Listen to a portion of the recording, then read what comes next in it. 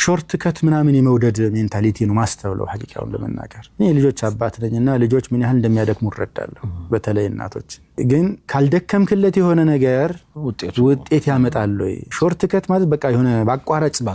ልክ ባቋራጭ መክበር እንደሚባለው ማለት ነው በዚህ ሰርቀህም ገድለህም ዘርፈህም ምናምንም የብዙ ገንዘብ ባልተቤት ልትሆን ይችላል ሪሊ ያስደስተሃል ወይ እንደተጠበቀ ሆኖ ማለት ነው ደግሞ ይሄ ነገር በመጣበት ፍጥነትም ሊሄድ ይችላል ልጆችም ጸጥ እንዲሉልህ እንዲረጋጉልህ አቋራጭ መንገድ ስልክ ታብሌት ቲቪ መክፈት ምናምን ተሰጣቸው አሁን ጸጥ ብለውልሃል ቴምፖራሪ ወይም ፌክ የሆነ ሰላም ሰጥተውሃል ነገ ተነጎዳስ ይሄ ጉልበት አልቆ ይሄ ቀን አልቆ ይሄ እድሜ አልቆ ልጆቹ 18 19 ምናምን ደርሰው ስታያቸው የተለያየ እክል ማአት ያለበት ልጅ አንተ ሰብር በማጣት ምክንያት ለዛ መሆን ያለበት አይመስለኝም ልጆች መጫወቻ ሲያጡ በተለምዶ ቤተሰቦቻቸውን ይረብሻሉ አለ ነገር አስቸግራሉ ስለዚህ ወላጆች ሾርት ከት አይከተሉ ስለዚህ ይፍጠሩ መፍጠር የሆነ ማሰብ ስለሚፈልግ ወጪ ይፈልጋል ይሻለኛል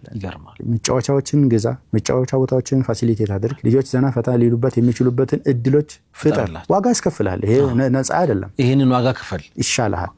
ይሻላል